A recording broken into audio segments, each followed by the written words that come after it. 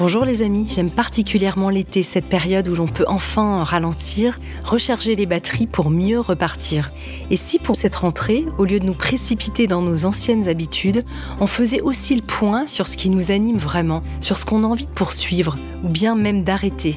Alors pour celles et ceux d'entre vous qui voudraient repenser et réajuster leur vie professionnelle, je ne peux que vous recommander de vous lancer avec notre fidèle partenaire Chance. Chance, c'est bien plus qu'un bilan de compétences, c'est une communauté d'entraide professionnelle déterminée à vous aider à retrouver votre place dans le monde du travail avec une méthode unique et éprouvée. En seulement 3 mois, vous allez pouvoir redéfinir vos objectifs pro et renouer avec ce qui vous passionne vraiment.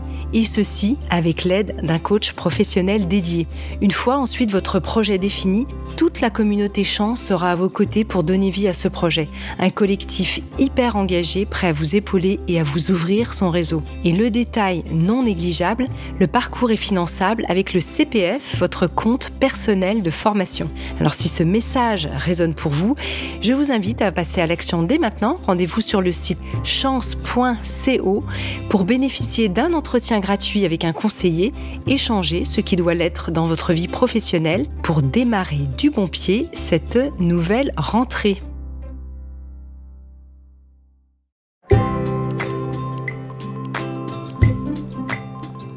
Bienvenue dans la saison 6 de Métamorphose, le podcast qui éveille la conscience.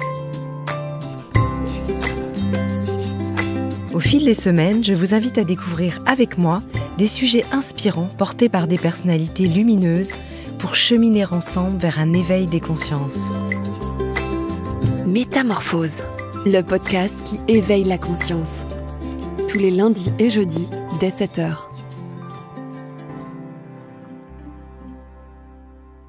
Hypatie, Hipparchie, Diotome. Ces noms ne vous disent probablement rien. Il s'agit pourtant de ceux de femmes philosophes qui n'ont rien à envier à Socrate, Platon ou Aristote. Car oui, dès l'Antiquité, il y a eu évidemment des femmes pour penser le monde et la cité. À leur suite, à toutes les époques, des femmes se sont ancrées dans la démarche philosophique. Pourtant, on connaît rarement leurs noms. Qui mettre face à Pascal, Descartes ou Rousseau ? Il paraît en effet plus facile de citer des philosophes du XXe siècle, comme Simone Veil, la philosophe, Hannah Arendt ou Simone de Beauvoir. Reste à savoir ce qu'elles ont vraiment dit et en quoi leur approche philosophique a enrichi non seulement la philosophie, mais aussi notre compréhension et notre appréhension du monde. Mon invitée, Norma Lienne, agrégée et docteur en philosophie, est la codirectrice de Ce que la philosophie doit aux femmes, ce riche ouvrage tout juste paru aux éditions Robert Laffont, qui se propose de parcourir l'histoire de la philosophie à la recherche des femmes qui ont participé à l'écrire et de leur redonner toute leur place dans l'histoire de la pensée. Une tâche ambitieuse et absolument nécessaire. Je suis ravie de recevoir aujourd'hui dans Métamorphose Laurence de Villers. Bonjour. Bonjour Anne. Alors, quel ouvrage incroyable, assez titanesque quand même, je dois dire, non ?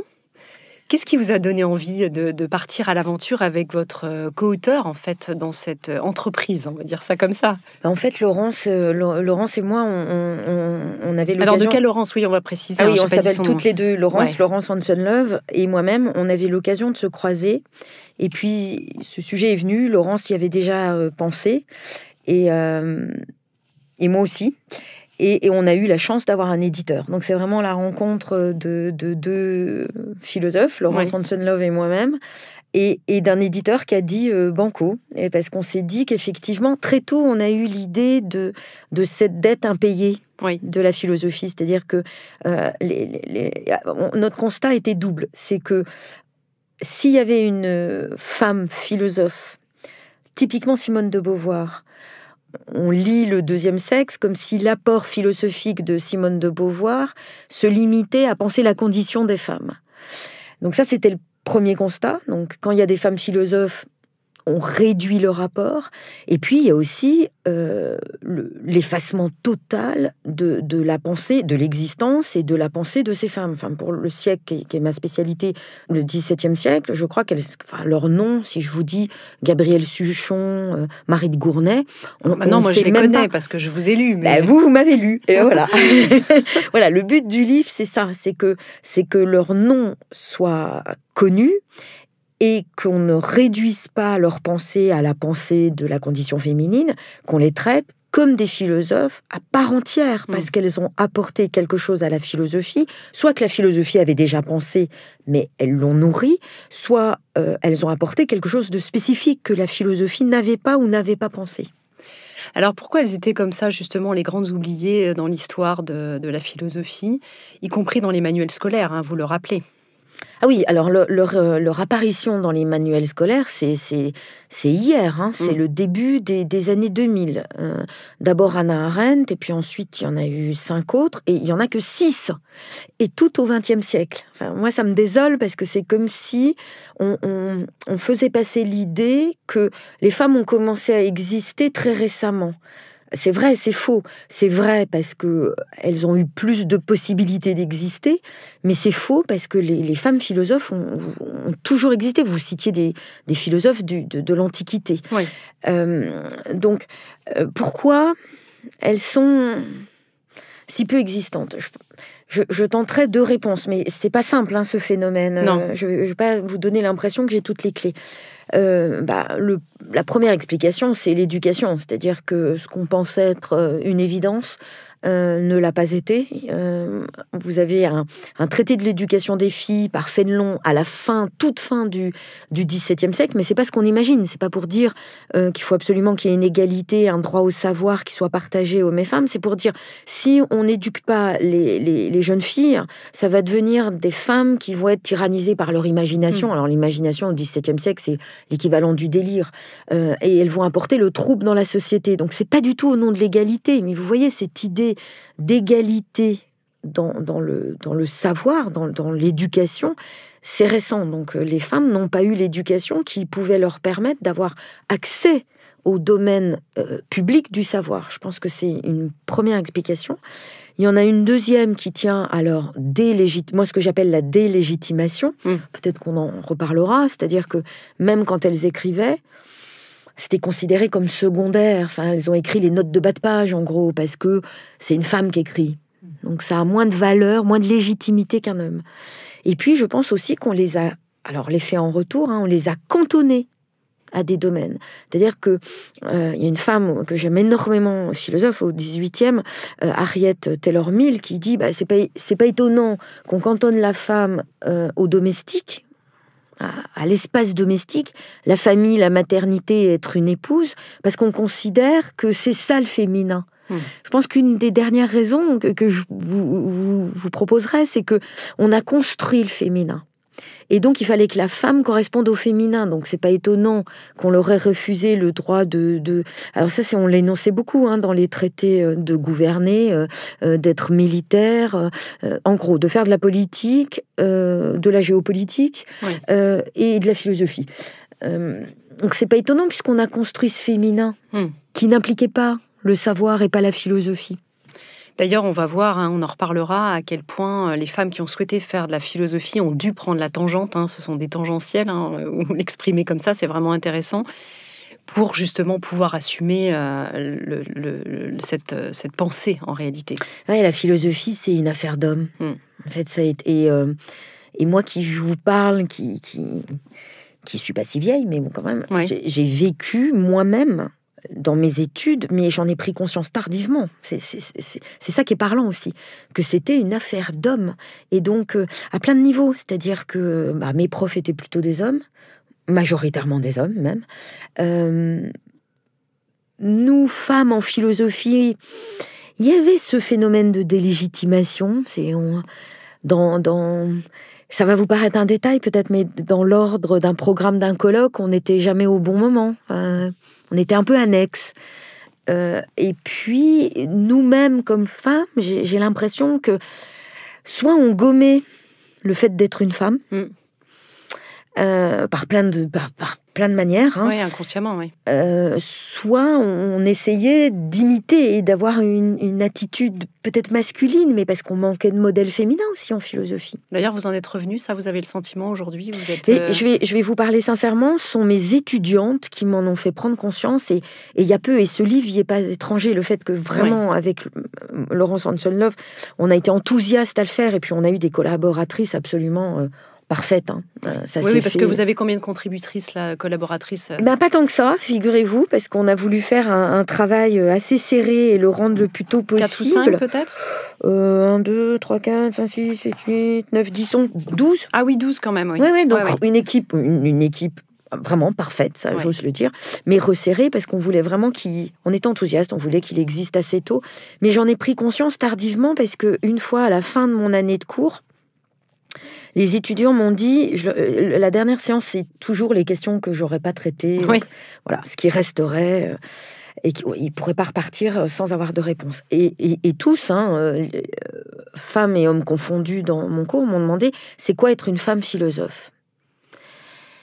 Il y a quoi, 3 ans? Ah oui, c'est récent. Et en fait, il y a eu un blanc.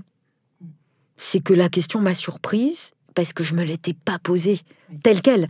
C'est-à-dire que, oui, j'avais analysé des choses, et puis il y a des réflexions qu'on m'avait faites aussi, donc j'avais bien senti qu'être une femme philosophe, il y avait un problème. Mais qui me la pose et qui me demande de me prononcer comme ça, dans la salle de cours, ça a été un déclic. Ça soulève tellement de questions. Est-ce que la femme philosophe doit penser justement le féminin? Est-ce qu'elle doit penser la femme avant tout? Ou est-ce qu'elle doit penser la cité, l'organisation plus globale, et puis tous les grands concepts de la philosophie, etc. Enfin, c'est ça que ça pose comme question. Alors là, vous énoncez en fait les questions de méthode qu'ont été les nôtres. Quand on a voulu se lancer dans ce livre avec notre éditeur, il y a plusieurs choses qu'on s'est dit qu'on ne ferait pas, qu'on ne soutiendrait pas. Et on s'est posé ces questions-là. C'est-à-dire qu'on n'a pas du tout envisagé de faire un livre de philosophie et d'histoire de la philosophie qui soit une histoire féministe de la philosophie. Ni non plus une histoire féminine de la philosophie, ni une histoire de la philosophie féminine. Pourquoi? Parce qu'on s'est dit que toutes les femmes philosophes n'étaient pas féministes. Hannah Arendt, par exemple. Donc c'était pas ça qu'on voulait faire. Il y en avait pas mal d'ailleurs qui n'étaient pas spécialement. Absolument. Donc on voulait pas faire une histoire de la philosophie féministe, parce que ça serait réduire l'apport des femmes et réduire même ce qu'on entend par philosophie. On n'a pas du tout envisagé une histoire de la philosophie féminine, parce qu'on pense qu'il n'y a pas de pensée féminine. Ça n'existe pas. Et là, on va parler de l'essentialisme quand même. Parce que l'essentialisme, c'est l'idée... et par rapport à la philosophie, par rapport à la pensée au sens large, c'est l'idée, en gros, que les femmes ne pensent pas comme les hommes. Parce qu'il y a une nature féminine et il y a une nature masculine. Et vous savez, ce qui m'étonne toujours, c'est qu'on est de plus en plus à une époque qui remet en cause l'idée de nature humaine même, parce qu'elle peut être largement transformée, et puis il n'y a pas quelque chose qui serait immuable comme la nature humaine. Et pourtant, on ne cesse de penser en termes de nature. Mais même dans les expressions courantes, quand on dit « Ah bah oui, mais toi, t'es comme ça », ou « Ah bah c'est bien ton genre ». Vous voyez, c'est-à-dire que, curieusement, on ne cesse d'avoir la tentation d'essentialiser. Et je l'entends encore, on pose par exemple la question « Oui, est-ce qu'il y a un apport spécifique des femmes à la philosophie ?» Cette question me gêne, même si on en reparlera. Mais et vous, le fait d'être une femme et mais je réponds, mais ça ne change rien. Vous voyez, donc on essentialise. Et on n'a pas voulu le faire. Donc il n'y a pas une pensée féminine, il y a de la pensée. Et pourtant, quand on dit ce que la philosophie doit aux femmes, est-ce qu'on n'essentialise pas à nouveau? C'est complexe. Alors, on ne veut pas essentialiser, parce que toute essentialisation est réductrice. Et de toute façon, elle est condamnée par les faits. C'est pas parce que vous êtes une femme que vous pensez tel sujet et de telle manière. Et de toute façon, on est malgré tout quand même dans un contexte, avec une culture.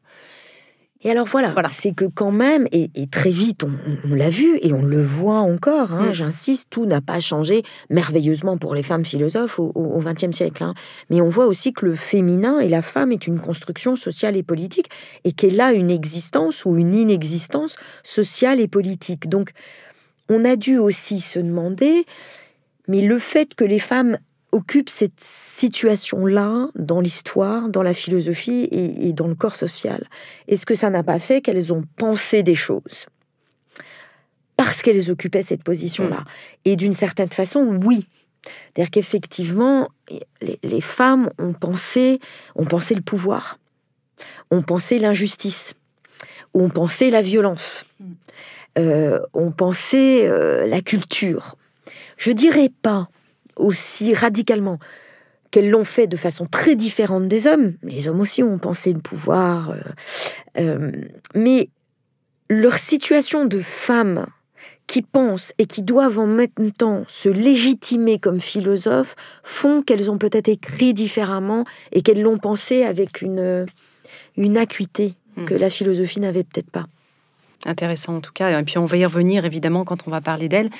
On va un petit peu découper cette interview, mais on a déjà commencé en revenant un peu quand même sur l'histoire, avec à chaque fois les pensées associées à ces siècles-là ou à ces grandes temporalités, et puis évidemment terminer par la philosophie peut-être plus contemporaine, évidemment, en faisant ce tour par le XVIIe siècle, dont vous êtes quand même spécialiste, parce qu'on le précise, même si vous êtes agrégé de philo normalienne et que vous connaissez bien tous ces sujets, vous n'êtes pas spécialiste de tous les sujets qui sont balayés. Ah non, j'ai beaucoup appris. Ouais. Alors, à quoi on voit qu'un collectif est un bon collectif? Sincèrement, je le dis. Quand on découvre des choses, j'imagine. Voilà. Ah oui, moi j'ai découvert même des philosophes que je suis allée lire de très très près, parce que c'est le but, c'est donner une histoire de la philosophie qu'on ne connaît pas.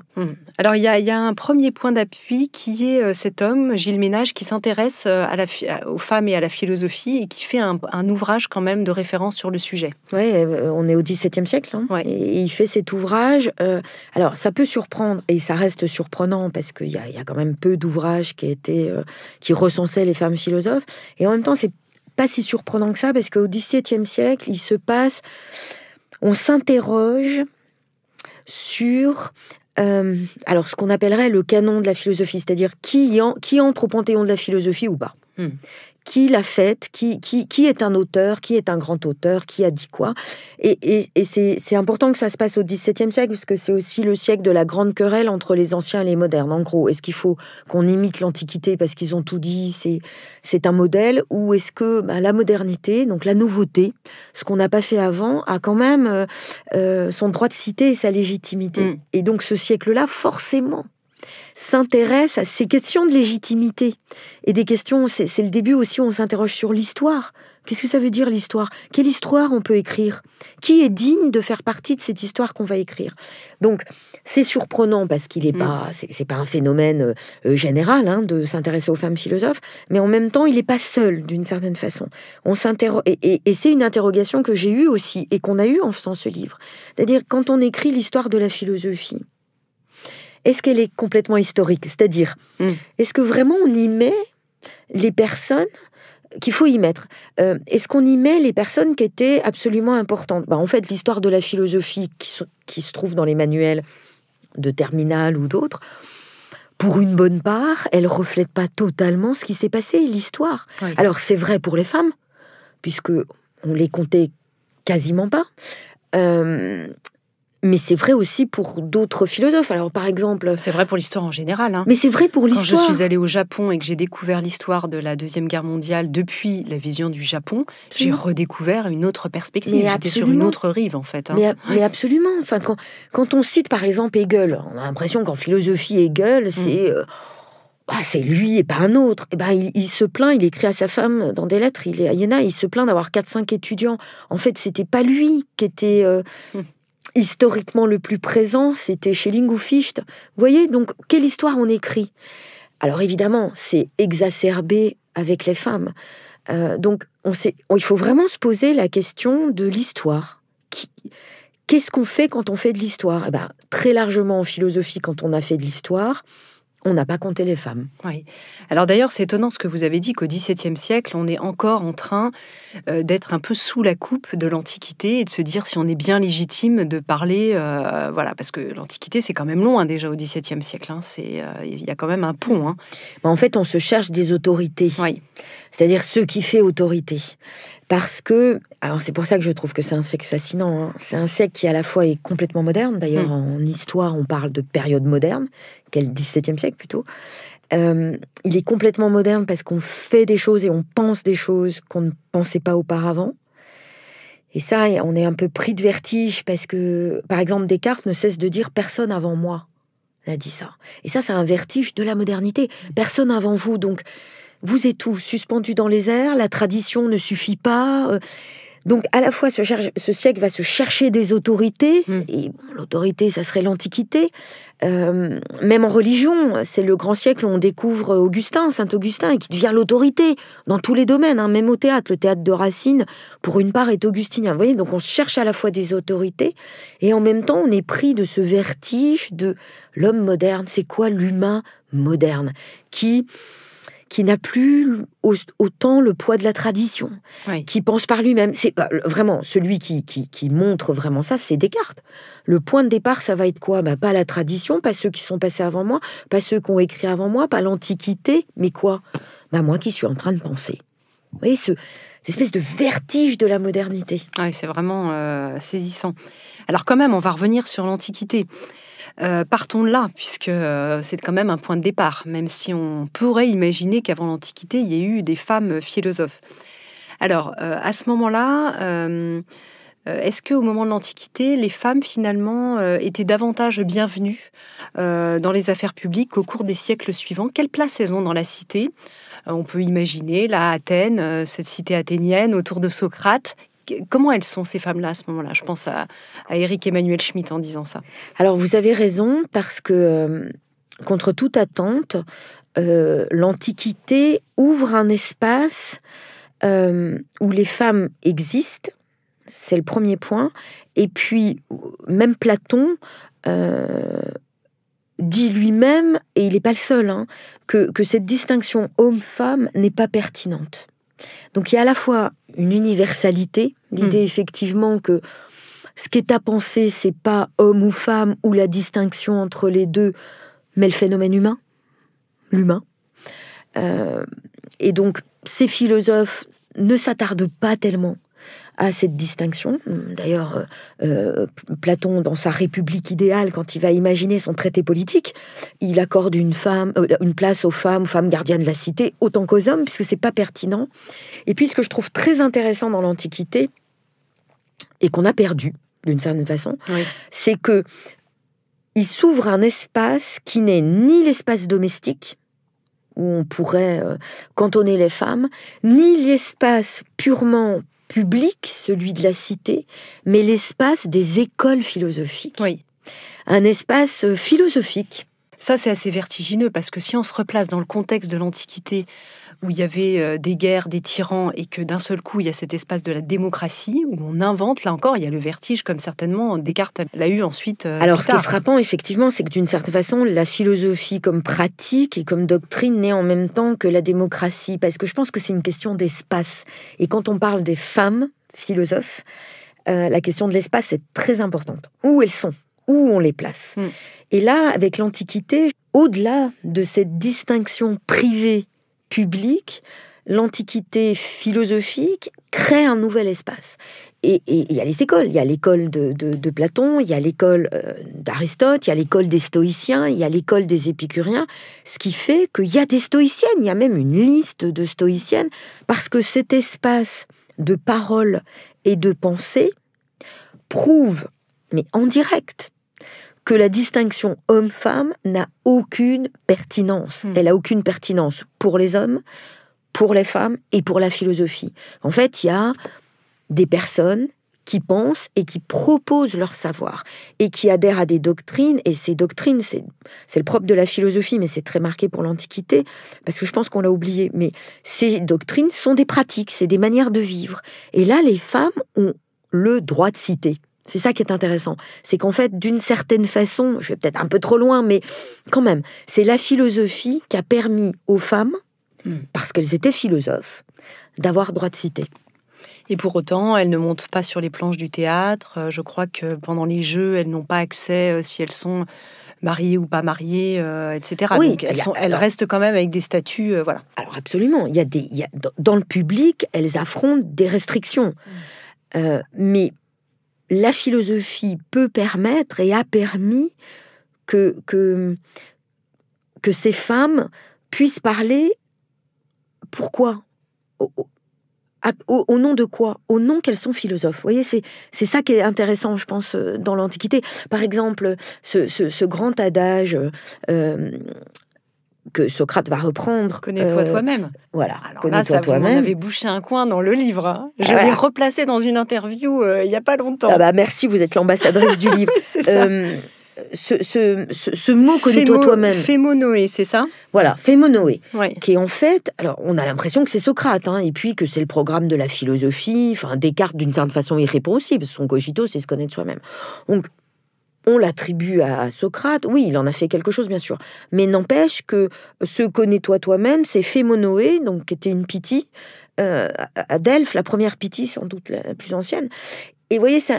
J'ai pas de difficulté à dire Pythie, parce que vous allez me dire, ouais, mais pas philosophe. Ben oui, parce que je pense que les femmes, d'une certaine façon, se sont bricolées un espace. Alors, plus on leur déniait un espace, plus elles l'ont pris ailleurs. Donc, Pythie, et puis, dans mon siècle, enfin, 16e, 17e, les femmes mystiques. Alors, vous allez me dire, oui, mais mystique, c'est pas de la philosophie. Ben si, je pense qu'elles se sont bricoler un espace parce que l'espace public et institutionnel leur était interdit et était occupé, réservé aux hommes. Et donc oui, une Pythie peut donner un concept philosophique comme le connais-toi toi-même, et des mystiques ont pu, au XVIe, XVIIe siècle, penser la volonté et l'amour, par exemple, et la transcendance divine, différemment, et ont apporté à la philosophie. Donc c'est important de se dire qu'il n'y a pas que des philosophes. Alors ça pose cette grande question justement sur qu'est-ce que la philosophie. J'aurais dû déjà vous la poser dès le début, excusez-moi. Ouais. Alors, je crois que je suis incapable de vous répondre. Voilà. Hein, qu'est-ce que la philosophie, mais la manière... Parce que vous revenez quand même dessus dans le livre aussi. Hein. Oui, mais bien sûr, en fait, ce livre, alors, il est absolument pas réservé aux femmes, on est bien d'accord, mais il n'est pas, d'une certaine façon, uniquement une histoire des femmes philosophes, c'est une histoire de la philosophie. Absolument. Parce que du début à la fin, ce qu'on a essayé de faire... Et ça se ressent beaucoup, hein. Ah bah tant mieux. Oui. Ah, mais je suis contente que vous me le disiez. Oui. On a essayé de donner une définition de la philosophie. Absolument. Ouais. C'est pour ça que je dis j'aurais dû commencer par ça. Parce que, alors, je suis contente que vous le disiez parce que chaque contributrice en plus apporte sa voix propre et on est absolument pas toutes d'accord hein, sur ce qui est dit, mais c'est ça qui est bien. C'est ça ce qui fait qu'à mon avis que c'est un vrai collectif. Et puis à chaque moment, à chaque chapitre, je dirais. Hein, chacune des contributrices, je crois que je peux parler en leur nom, a rejoué la définition de la philosophie. En tout cas, moi, ça a été le cas. Pour ma partie 17e, vraiment, je me suis dit, mais c'est quoi la philosophie ? Au fait, ouais. Et alors, je pense... Et est-ce que tout le monde peut être philosophe ? Ou est-ce qu'il faut être justement dans cette posture du sachant, de celui qui possède quand même une partie de la connaissance ? Vous avez raison, alors je répondrai deux paliers. C'est que en relisant ces femmes qui m'ont intéressée pour faire ma partie dans ce livre, et puis les autres que j'ai découvertes ou redécouvertes, et vraiment, je fais aussi un aveu. Je vous fais un aveu, Anne, c'est que il y a des femmes philosophes que j'adhérais pas au combat. Moi, très longtemps, j'ai dit je suis absolument pas féministe, donc j'avais écarté, et puis je les ai relus, et j'ai découvert quelque chose. Donc j'en suis très heureuse, et je remercie les contributrices. Parce qu'effectivement, le but, c'est d'essayer d'enrichir la philosophie. C'est absolument pas de la particulariser, ou de la réduire, ou de faire un discours exclusif. C'est au contraire moi, je crois que les femmes rendent la philosophie plus universelle qu'elles le croient. Et donc, c'est cette définition qu'on a essayé d'ouvrir. Eh bien, je vous dirais maintenant, grâce à ce livre, et j'aurais pas dit ça avant ce livre, vraiment, je crois que la philosophie, c'est d'abord une pratique. Et vraiment, j'aurais pas dit ça. Mais j'ai découvert, par exemple, avec Gabrielle Suchon, qui m'a enthousiasmée. Alors, qui est-elle quand même ? Parce qu'on parle d'elle. Alors, c'est une contemporaine siècle, de Montaigne. Oui, voilà. Non, plus tard dans le siècle, elle va ouvrir le siècle des Lumières, en fait. Et alors, d'abord, elle a une vie de contrainte. On voulait la marier de force, etc. Elle s'échappe du couvent. Enfin, elle ne cesse d'essayer de trouver une vie qui lui permettent de vivre. Ça paraît curieux de dire ça. La vie, c'est fait pour qu'on la vive. Oui. Non. Et elle pense justement que pour les femmes, dans le contexte qui est le sien d'inégalité et d'absence de liberté donnée aux femmes, il faut inventer non seulement une nouvelle manière de faire de la philosophie, ce qu'elle fait, et une nouvelle manière de vivre. Donc elle crée le concept de neutraliste ou de neutralité, de non-engagement. Une vie que je donne pas en gage à un autre, un maître, un directeur spirituel, un mari, et même les enfants. Donc elle vit une vie de célibat volontaire.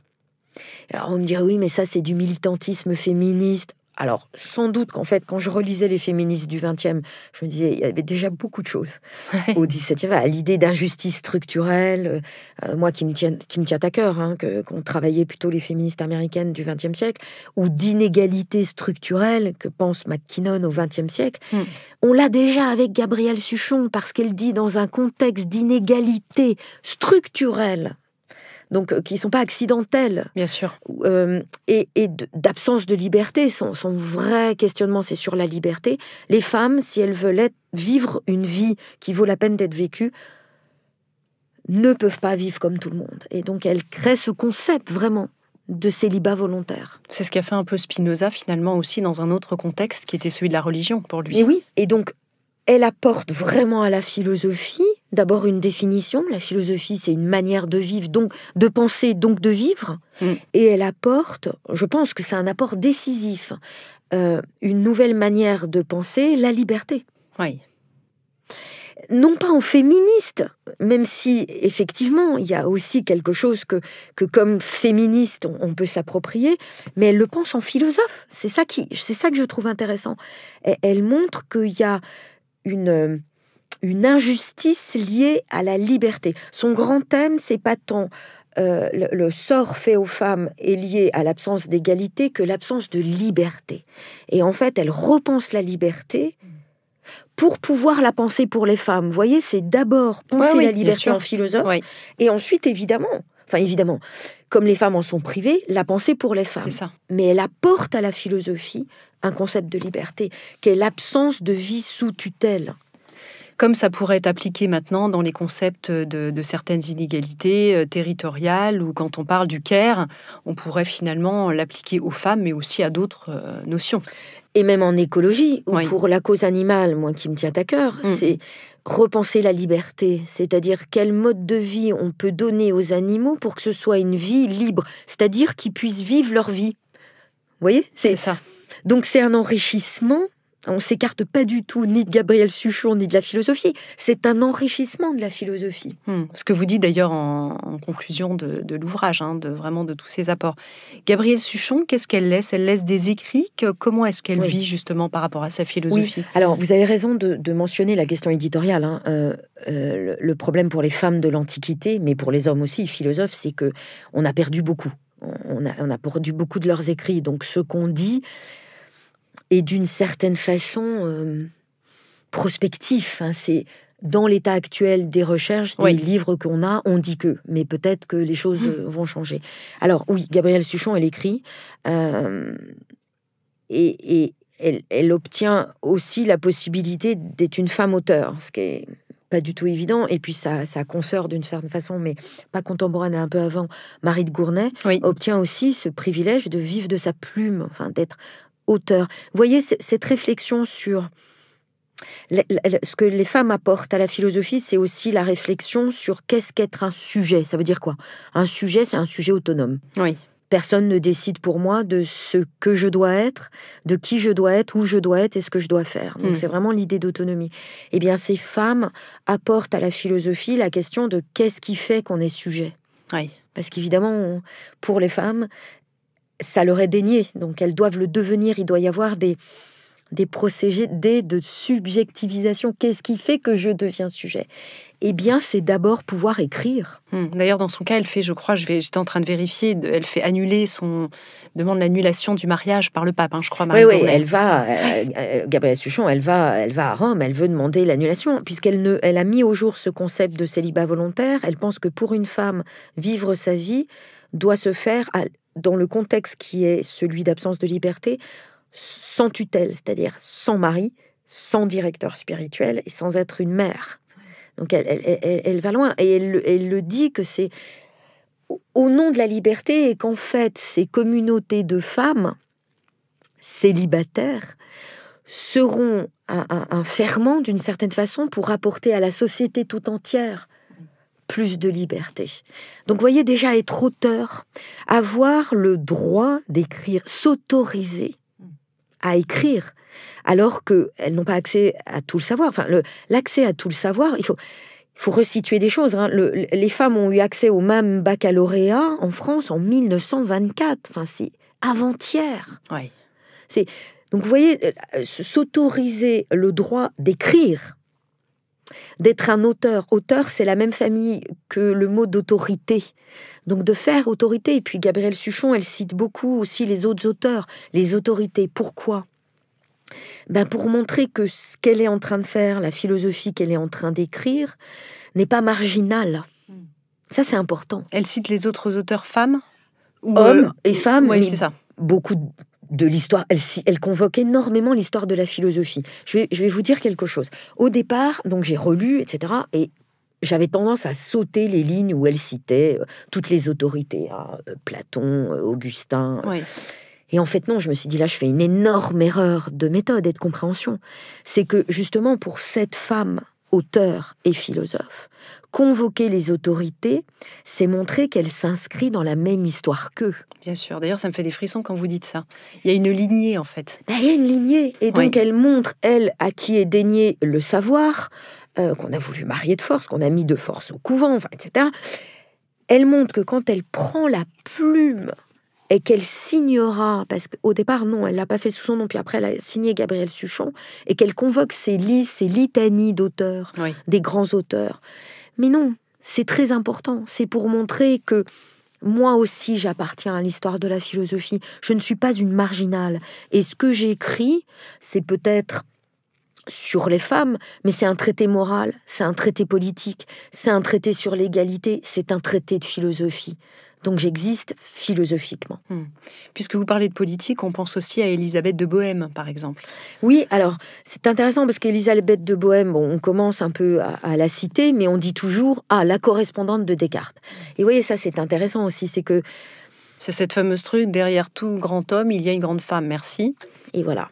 Et alors, vous voyez, c'est en fait que les femmes ont un défaut de légitimité, c'est-à-dire qu'elles doivent s'autoriser ou prouver qu'elles sont légitimes, donc qu'elles font de la philosophie, comme les autres. Et je pense qu'elles doivent redoubler cette légitimation parce qu'on a l'impression que pour les femmes, on valide leur savoir ou leur prise de parole à condition qu'un homme le valide. Oui. C'est ça, dans son cas à elle, c'est un peu ça, sauf que... Dans son cas à elle, c'est typiquement ça, ou Marie de Gournay avec Montaigne. Donc, d'abord, se légitimer en tant que philosophe. Donc, moi, je rêve d'un temps où on dira plus femme philosophe. Philosophe. Oui. Mais elles doivent quand même se légitimer comme philosophe, et encore de nos jours. Et puis, elles doivent encore se légitimer pour dire « j'ai pas besoin de la validation par un homme pour dire ce que je dis. » Et alors, Élisabeth de Bohême, c'est très intéressant, parce que oui, c'est la correspondante de Descartes, on est bien d'accord. Bon, moi, on m'a jamais fait aucun cours, aucune allusion sur Élisabeth dans ma formation, et puis je suis spécialiste de Descartes. Élisabeth, c'était... D'abord, la correspondance, c'était moins intéressant que les grandes œuvres, et puis de toute façon, comme elle était une correspondante, c'était moins intéressant, parce que la correspondance est moins intéressante, alors que Descartes a dit des choses dans sa correspondance qu'il ne dit pas ailleurs. Et puis, c'est Élisabeth de Bohême, enfin, c'est pas Descartes. Et c'est peut-être pas même l'équivalent de ses autres correspondants. Et alors, ce que j'ai voulu faire dans ce livre, et vraiment, je l'avais jamais fait. Spécialiste de Descartes, je l'avais jamais fait. Donc, mea culpa, je l'avais jamais fait. J'ai étudié. C'est beau de voir comment on chemine, quand même. Mais aussi. Oui, ouais, vraiment. Donc, c'est ce livre, vous voyez, c'est pour ça que c'est une sincérité quand je dis que ça rend plus universel le discours universel de la philosophie, parce que moi-même, je l'ai vécu. Donc, spécialiste de Descartes, sur qui j'ai travaillé des dizaines d'années. Élisabeth, oui, j'avais lu, mais je ne l'avais pas lu comme je l'ai lu là. J'ai voulu la lire là, pas en me disant elle donne la parole à Descartes, ou plutôt Descartes lui répond, et c'est ça qui est important, mais en me disant, et ça a été notre méthode aussi dans le livre, en me disant quelle philosophie elle a. Elle.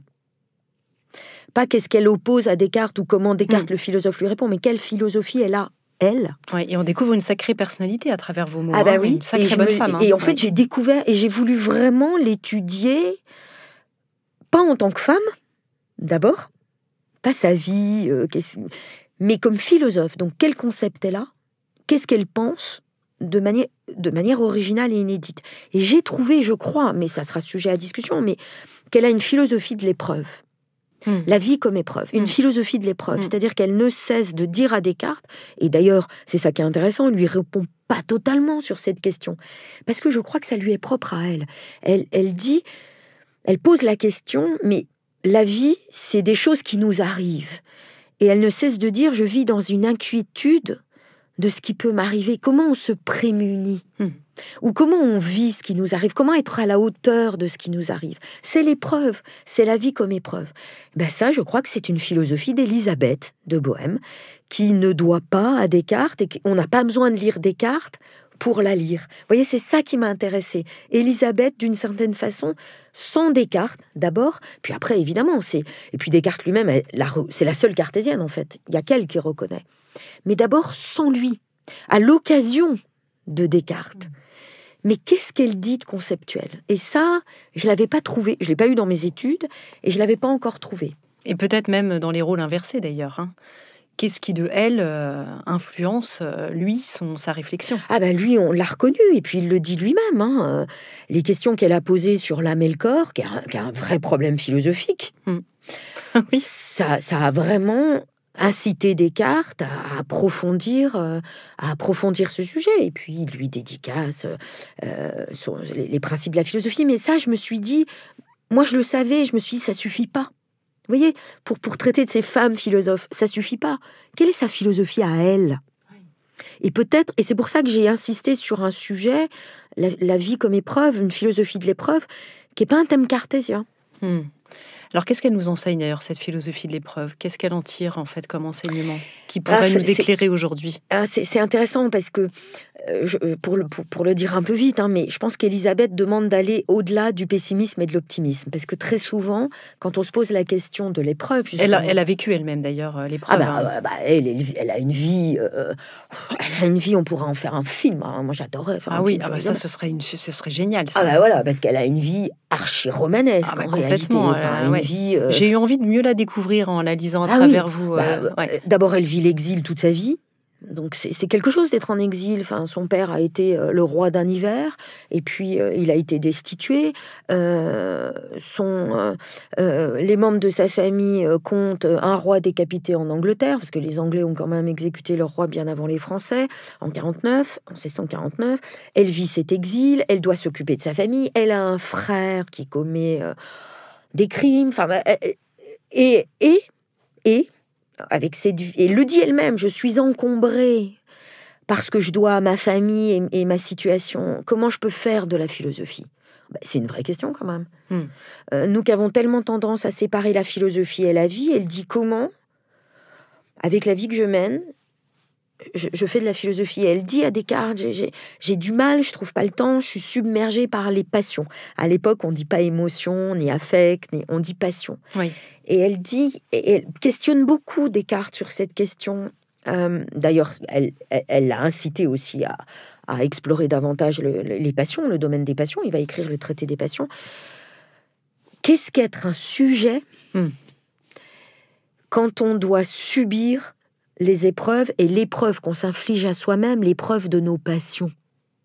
Elle le dit, elle est ce qu'on appelle mélancolique, en fait, elle a une dépression grave. Comment être un sujet quand soi-même, on est la victime de sa passion? Comment être un sujet, et elle le dit à Descartes, qui est d'une certaine façon l'inventeur du sujet, du fait de s'appartenir soi-même, de se connaître. C'est ça, le fameux cogito qu'on dit en un seul mot, mais c'est s'appartenir. C'est être libre, maître de sa volonté. Donc elle lui renverse et renvoie la question. Mais comment être ce sujet libre quand la vie vous apporte des épreuves et quand vous-même, vous êtes aliéné, le mot n'est pas là, mais vous êtes aliéné par vos propres épreuves qui sont à l'intérieur de vous, vos passions. Et c'est elle qui développe ce sujet. Et je trouve que c'est intéressant parce qu'elle va au-delà du pessimisme et de l'optimisme qui, à mon sens, veulent rien dire parce que les deux ont raison. Le verre, oui, il est à la fois à moitié plein, à moitié vide. Et elle parle d'inquiétude, par exemple. Elle dit qu'elle est sans cesse inquiète. Et à la toute fin d'une lettre... Elle a quel âge à peu près quand elle parle de ça? Elle est jeune, Élisabeth. Quel âge? La trentaine, avant. Non, elle est pas âgée, c'est pas une femme. Elle n'a pas 70 ans ni 60 ans. Mais elle a traversé la maladie de la dépression, quand même. Enfin, c'est maintenant... Alors, tout ce vocabulaire des passions est passé à la psychiatrie après. Mais c'est une passion au sens fort. Elle pâtit, elle souffre de cette mélancolie. Mais à la toute fin de sa lettre, donc elle pense l'inquiétude, qui est à mon sens plus intéressant que l'optimisme et le pessimiste. Et l'inquiétude, c'est au-delà d'être optimiste et pessimiste. C'est une inquiétude de comment affronter l'épreuve. Et à la toute fin d'une lettre, toute fin, elle dit peut-être que ce questionnement que j'ai, il est dû à mon sexe.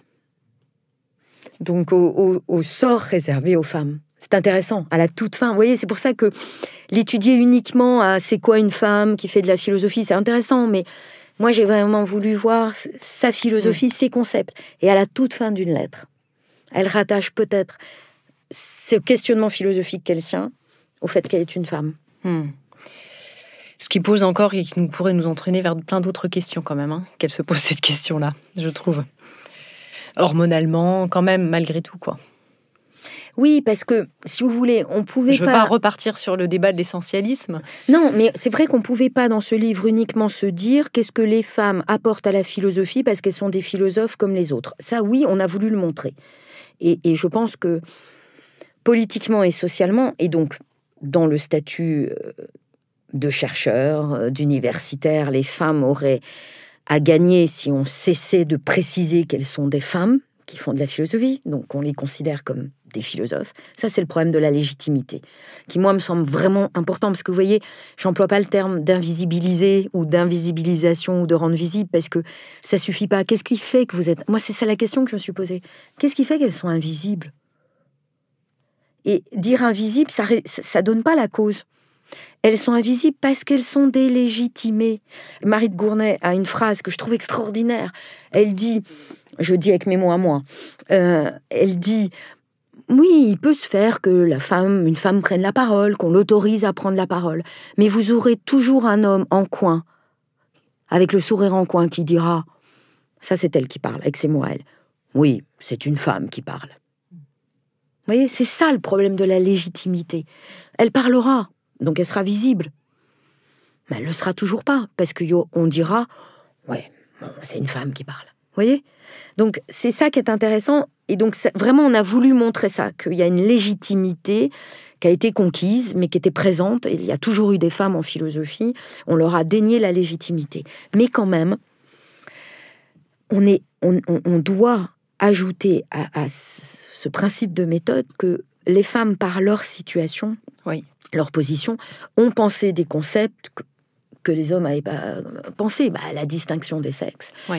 L'écologie, Françoise d'Aubonne, l'écologie, c'est l'écoféminisme. Alors ça, on va en parler. J'aimerais bien peut-être, si vous êtes d'accord, revenir rapidement sur les femmes du Moyen-Âge, parce qu'on est passé peut-être un peu vite quand même sur les mystiques qui ont laissé des écrits. Oui. On pense à Catherine de Sienne, Hildegard de Bingen, qui est redevenue très populaire, etc. Edwige d'Anvers. Voilà, et d'autres, et puis les Béguines, et d'autres courants comme ça. Les Béguines avec un mode de vie, justement. Et alors on reparle de ces tangentielles, elles essayaient d'échapper peut-être chez certaines, il y avait des vraies vocations, et puis d'autres qui disaient, moi je vais aller là parce que j'ai ni envie d'être mariée de force, et puis au moins j'aurai peut-être une liberté d'expression. Ah oui, le béguinage, c'est un phénomène invraisemblable quand même, des femmes qui vivent ensemble... Sous forme de communauté? Sous forme de communauté, et en même temps, vous voyez, c'est intéressant le mot communauté, parce que je l'ai dit en parlant de Gabriel Suchon, et là j'allais le dire évidemment, pour décrire le béguinage, mais le problème, si on pense ces associations de femmes comme des communautés, on ne rend pas compte de leur volonté d'être... en tant que communauté, en fait, ce qui va permettre de penser le corps politique dans son entier. Vous voyez, elle ne se retranche pas. Ce qui me gêne dans le mot communauté, c'est que ça peut mener au communautarisme, c'est-à-dire le fait de retrancher, de ne pas appartenir au corps social dans son entier. Oui, puis peut-être un corpus qui parlerait dans son ensemble, alors qu'il y avait des individualités et que chacune aussi avait des pensées propres, et elles étaient... aussi, je pense, assez recluses, chacune dans leur coin. Elles ne vivaient pas forcément... Oui, mais du coup, c'est ça qui est surprenant, c'est que leurs écrits ont pensé elles ont même des concepts, elles ont conceptualisé, alors oui, à partir d'une interrogation religieuse peut-être, mais elles ont apporté à la philosophie des choses qui n'étaient pas qui ne la particularisaient pas, vous voyez, qui ne retranchaient pas, qui était une autre manière de penser, mais qui du coup ajoutait à ce qu'on pensait, vous voyez. Oui.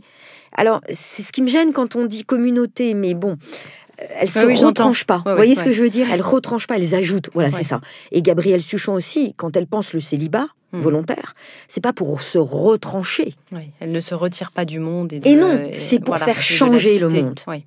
Vous voyez? Au contraire, elles sont... Au contraire, ouais. leur volonté est de penser l'ensemble, de penser universellement. En fait, ce qu'elles veulent faire, même quand elles inventent des modes de vie qui semblent se retrancher, célibat volontaire, béguinage, c'est pour changer le monde. Changer le monde sans s'y soumettre, vous voyez? Donc, c'est très intéressant de le préciser, parce qu'on voit bien... Je pense que c'est intéressant, parce que sinon on va dire, oui, bah alors c'est un phénomène féminin. Non, c'est un phénomène humain et même politique. C'est très politisé d'emblée. Donc c'est un problème public. Leur mode de vie privé, le béguinage ou le choix du célibat, c'est pour modifier le public, l'espace politique. Vous voyez, donc d'emblée, ces questions-là sont politiques. Et alors, le béguinage, oui, c'était quand même invraisemblable et qui est un fonction. Alors, j'ai dit des religieuses, oui et non. C'est-à-dire qu'elles ne sont pas sous la coupe d'un père abbé, donc elles fonctionnent quand même en autarcie avec, d'une certaine façon, si je dois vraiment décrire avec des mots contemporains, sont des communautés de laïcs. Oui. Donc c'est intéressant, c'est vraiment un phénomène particulier. Alors, ces mystiques, alors, voilà, vous voyez, ce qui m'agace, c'est que mais moi la première, moi la première, peut-être plus maintenant, mais quand on parle des femmes, on a tout de suite le sentiment qu'elles marquent une différence, qu'elles retranchent, qu'elles particularisent, et que c'est une manière féminine de penser, de vivre. Maintenant, c'est pas le cas. C'est-à-dire que quand on dit mystique, on va dire ah oui, alors ce sont des cas particuliers, des femmes qui n'avaient pas de place dans l'institution. Oui, des femmes qui n'avaient pas de place dans l'institution. Et puis c'est un phénomène à part. Voilà. Dès qu'on pense aux femmes philosophes, c'est à part. Non, ce qui est intéressant dans les mystiques, c'est le fait qu'elles ont conceptualiser des problèmes religieux. C'est quoi aimer Dieu de manière désintéressée? On se dira, oh, c'est un problème très technique. Non. D'abord parce que de nos jours, mais ça c'est les Russes de l'histoire, de nos jours, cet amour qu'on accordait à Dieu seul, c'est-à-dire aimer Dieu parce qu'il est Dieu de manière totalement désintéressée, c'est la définition actuelle qu'on a de l'amour. L'amour, on le conçoit comme désintéressé. Je t'aime pour ce que tu es. Même pas pour ce que tu es, je t'aime parce que tu es. Parce que pour ce que tu es, ce serait pas totalement désintéressé. J'aimerais en toi certaines choses. Le fait de concevoir l'amour comme ça, je t'aime juste parce que tu es et je veux que tu sois. Mais en fait, c'est une interrogation qu'on peut faire remonter à ces mystiques qui se sont demandé, mais Dieu étant Dieu, l'infini, le tout-puissant, le très-haut, on peut pas l'aimer comme on aime les humains, un être humain. C'est ça leur questionnement. Et donc, elles ont inventé des concepts pour penser cet amour. Elles ont inventé le désintéressement conceptuellement. Ça veut dire quoi? Aimer de manière totalement désintéressée, contre mon intérêt. Alors évidemment, on commence... Vous voyez, un bon exemple sur ce sujet. Oui. Moi, j'ai travaillé Fénelon, donc un auteur à la fin du XVIIe, comme philosophe. J'ai eu beaucoup de mal à légitimer ce sujet. Pourquoi? Parce que Fénelon, on disait que c'était un auteur mystique. Donc pas un philosophe. Vous voyez, le canon de la philosophie, l'histoire de la philosophie, elle comptait pas Fénelon. C'est un mystique. Alors imaginez au centuple une femme mystique. Mais qu'est-ce qu'elle peut bien apporter à la philosophie? Et pourtant, on aime bien Saint-Augustin dans la philosophie. Voilà. Et alors Fénelon, mais on commence un peu à le lire. Moi, j'ai vraiment voulu le traiter en philosophe. J'ai traité même sa mystique avec ses concepts, parce que je pense qu'il en invente. Il restait à faire ce travail qu'a fait ma collègue, Camille de Villeneuve, sur les femmes mystiques. Elles apportent à la philosophie. Alors c'est intéressant d'ailleurs, Lacan, on dira d'elle qu'elles optent pour la jouissance non phallique, vraiment avec l'extase et la béatitude.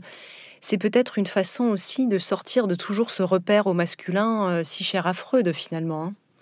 Alors, il y a évidemment ça, c'est-à-dire que... Alors, moi, je pense aussi qu'elles ont essayé de penser un amour non sensible, parce que d'abord, Dieu n'est pas un être de chair, et on ne l'aime pas avec sa chair, et en même temps sensuel.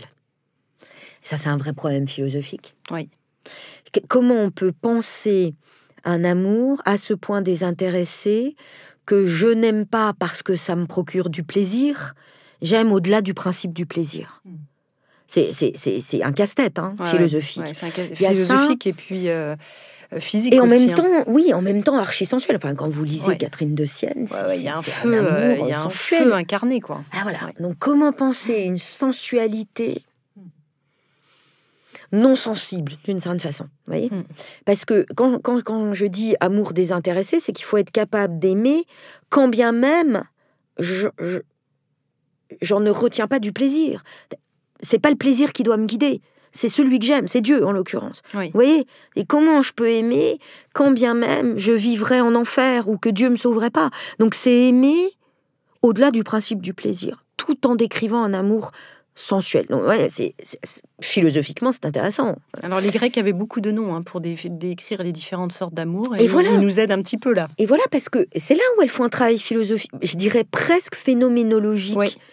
Elles ont essayé d'écrire l'amour avec des distinctions. Et elles ont essayé de décrire ce que ça fait. Alors, j'ajoute bien sûr qu'aimer Dieu, on parle de Dieu.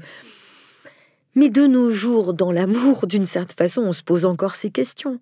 Et puis, on l'a dit, mais je crois que c'est important, parce que là, elles sont en dehors de deux institutions. Elles sont en dehors de l'institution du savoir et de l'éducation, parce que ça, c'est le propre des femmes.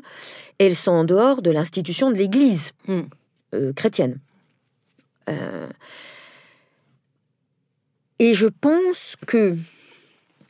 Alors ça, c'est intéressant parce que nous, maintenant, au XXe siècle, on le sait, et avec des femmes qui l'ont pensé, justement, qu'il y a une injustice institutionnelle. Et là, on parle en plus des mystiques chrétiennes, en plus. Oui, mais il y en a chrétiennes. Alors, c'est celle que je connais le moins mal, donc bien sûr.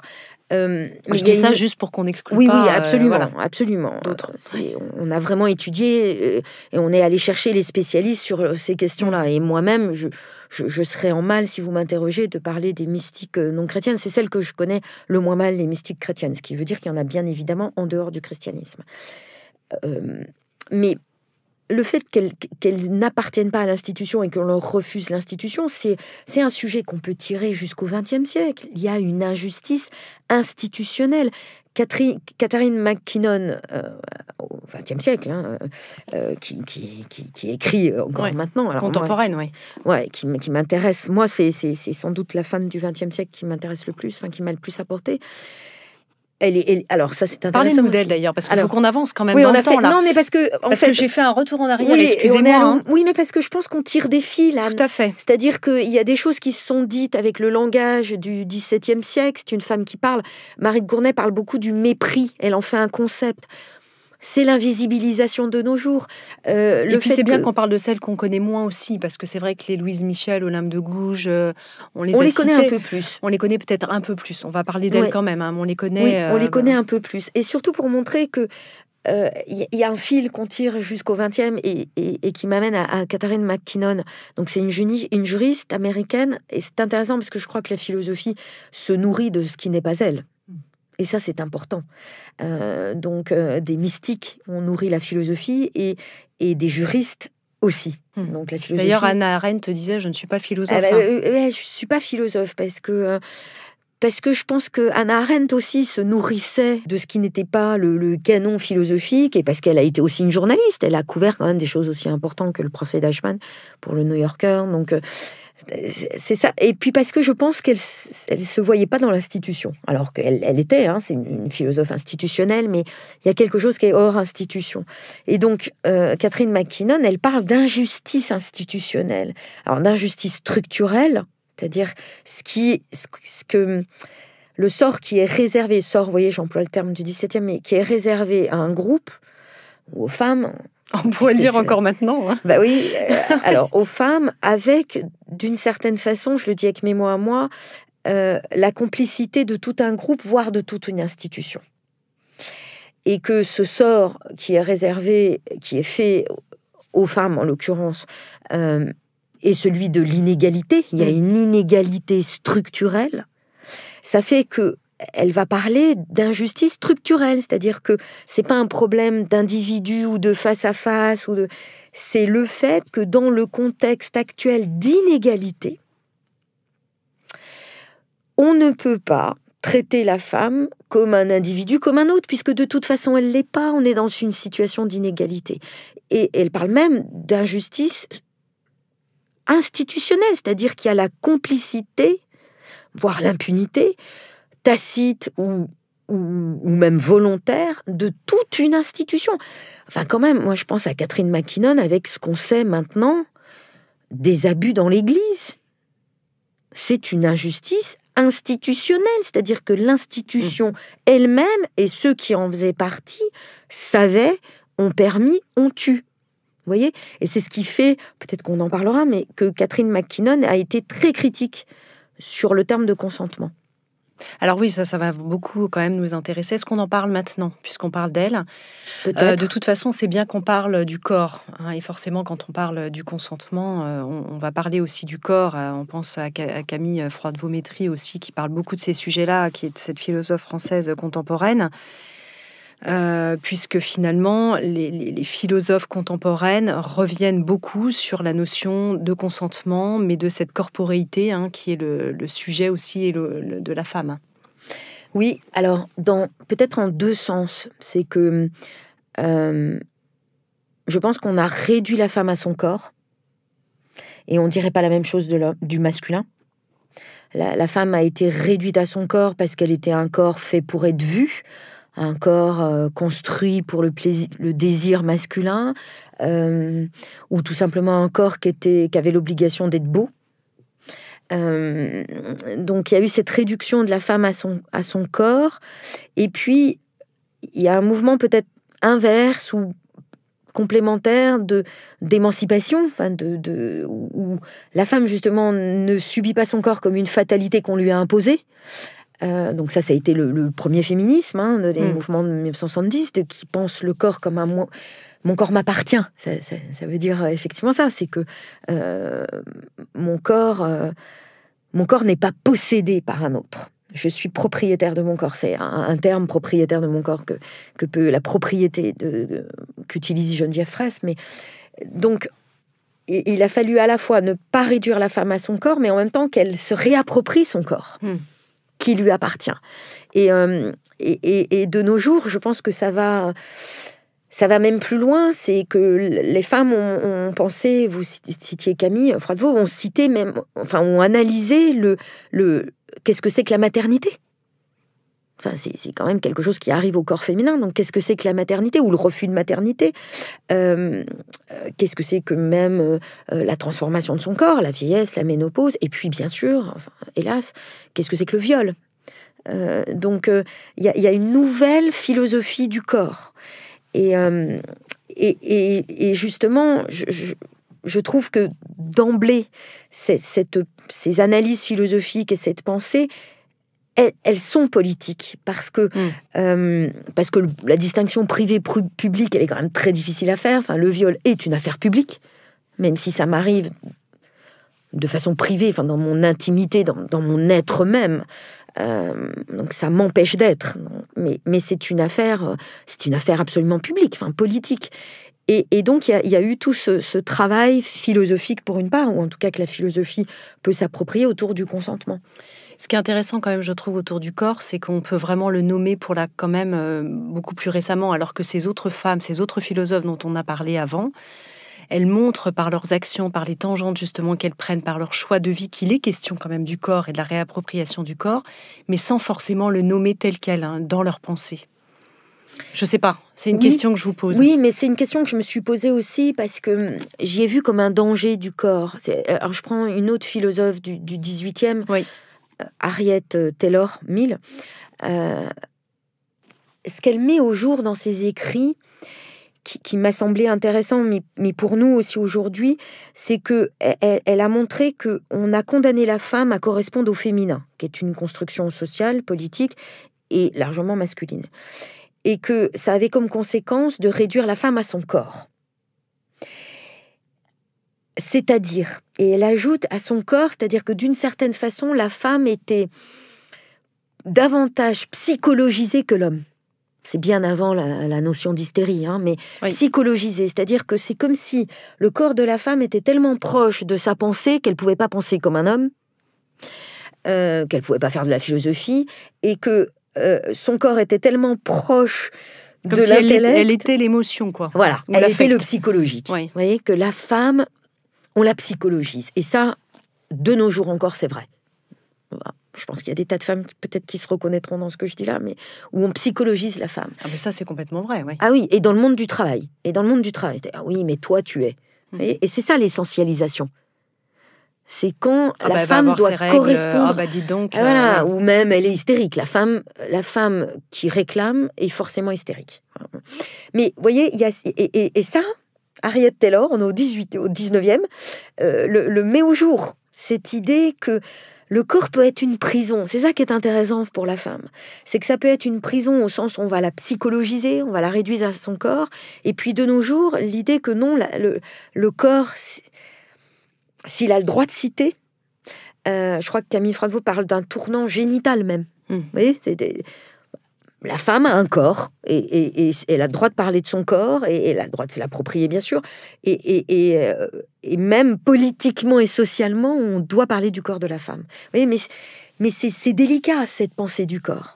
Oui, c'est tellement délicat que je me suis dit quand même, on voit que dans l'histoire de la philosophie, il y a beaucoup de femmes qui choisissent de ne pas justement soit avoir des enfants, soit de ne pas être avec des hommes, et qui peuvent avoir un rapport au corps, je pense à Simone Veil, la philosophe, parfois complexe aussi. Absolument. Ouais. Et puis, encore de nos jours, c'est pour ça que Gabriel Suchon m'intéresse tout particulièrement, cette idée de célibat volontaire. Oui, c'est ça, exactement. Une femme seule et qui refuse et la maternité et la vie de couple. Encore de nos jours, mais même quand on pense l'amour philosophiquement, il y a le présupposé d'une certaine façon de la vie de couple. Il y a peut-être encore un livre qui restera à écrire, c'est quoi l'amour pour le célibat volontaire ? Vous voyez, donc je trouve intéressant justement, et c'était toute la difficulté de notre livre. Et là, quand on parle du corps, on est en plein sur cette difficulté. C'est comment parler de ces philosophes sans les réduire à leur féminité, mais sans non plus occulter leur féminité. Vous voyez, et on est vraiment sur le fil. Ouais, c'est la brèche là. On est sur le fil parce que l'idée, c'est vraiment de leur donner leur légitimité de philosophe, sans ajouter ce sont des femmes, et de les lire comme des philosophes. Donc je pense qu'il faut lire autre chose que Le deuxième sexe de Simone de Beauvoir. Enfin, vous voyez, sans ajouter c'est une femme qui pense, voilà. Et d'ailleurs, dans votre livre, elle dit, la contributrice, je ne me souviens plus de son nom, que les féministes seraient surprises de découvrir certaines choses sur Simone de Beauvoir. Encore, oui, c'est Laurence Hanson-Love, et elle a raison. C'est que c'est pas parce qu'on est féministe qu'on a eu une philosophie forcément de l'égalité et de la liberté jusqu'au bout. Donc c'est ça qui est intéressant. Et puis c'est comme si Sartre, on ne lisait que ses romans ou les mots ou les pièces de théâtre. Simone de Beauvoir, elle a écrit un traité de morale, parce que c'est le vrai problème de l'existentialisme, une morale. Ouais. C'est peut-être ça qu'il faut lire. Mais moi, je trouve que c'est ça aussi ce qui est intéressant, c'est que c'est important, évidemment, de parler du féminin et de la femme, mais aussi de s'attacher à la pensée des philosophes, de revenir, en fait, et alors, à cet apport-là. Je me suis amusée pour moi-même, avant de vous voir, Anne, à me dire, parce que je dis que ce qu'on a voulu prendre en compte, c'est la philosophie, donc ce qu'elle pense, et leur concept. Parce que la philosophie, voilà, c'est une discipline qui invente des concepts. Les concepts, c'est simple, c'est quoi ? C'est comment, à travers un mot ou une expression, décrire une réalité que je pourrais pas décrire autrement. Il n'y a pas les mots pour ça, donc j'invente le concept. C'est vraiment la marque de la philosophie. Et je me suis dit, je vais le lister, parce que c'est ça, ces femmes philosophes. Oui. Et je pense que c'est une bonne entrée même pour les enseigner, parce qu'encore une fois, on se réjouit de dire maintenant il y a des femmes dans le programme de terminale au bac. C'est archi récent, il y en a 6, et elles sont toutes du XXe siècle. Comme s'il n'y en avait pas au XVIIe, au Moyen-Âge. C'est quand même effarant. Ils ne vous ont pas consulté quand même. Non, mais c'est effarant. On est en 2020. Ouais. On est en 2020. 4 Et il n'y a que 6 femmes et au XXe siècle. Enfin, c'est absurde, vous voyez. Il y a encore quelque chose qui est... Enfin, moi, qui me met en rage. Et donc, je pense que le moyen de parler des femmes philosophes et de la philosophie, en fait, ces femmes philosophes, ça permet de parler de la philosophie au sens large et exact. C'est ça. Au sens large et exact. Ça serait d'analyser leurs concepts. Alors, il y en a qu'on connaît. Hannah Arendt. La banalité du mal, voilà. Mais Eichmann, vous l'avez rappelé tout à l'heure, bien sûr. Mais il y a l'amour du monde. Et je pense que de nos jours, alors s'il y a une Hannah Arendt qui a quelque chose à nous dire, c'est celle-là, c'est celle de l'amour du monde. Il faut être dévoué au monde, parce qu'il était là avant nous, il sera après nous. Vous voyez, cette idée qu'il y a un dévouement au monde. Moi, je trouve que politiquement, et elle en fait un concept politique, le célibat volontaire ou le non-engagement de Gabriel Suchon, le non-engagement, ça n'a pas le sens que ça a de nos jours, c'est refuser toute mise sous tutelle où j'engage ma vie, mais c'est valable pour la pensée. Combien de fois on pense sous tutelle? On répète des choses qu'on entend. Vous voyez, y compris parfois même par rébellion, on est encore sous tutelle d'un autre régime. Oui. Exactement. Et donc, voilà, lister les concepts qu'elles ont apportés et qui permet de penser mieux. Alors celle du 18e, justement, si on se place dans la perspective de la Révolution, je reviens encore un peu pour qu'on continue à tisser ce fil un peu en arrière. Qu'est-ce qui se passe à ce moment-là? À quoi elles contribuent, en fait, ces femmes 18, alors on fait c'est large, hein, les siècles, hein, on va faire 18-19e.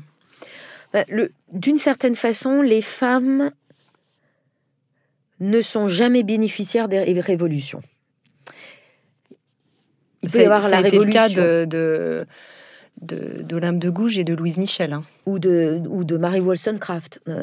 Donc, il y a la révolution capitaliste qui, normalement, en régime libéral, fait qu'on a les moyens de son existence. Les femmes, non.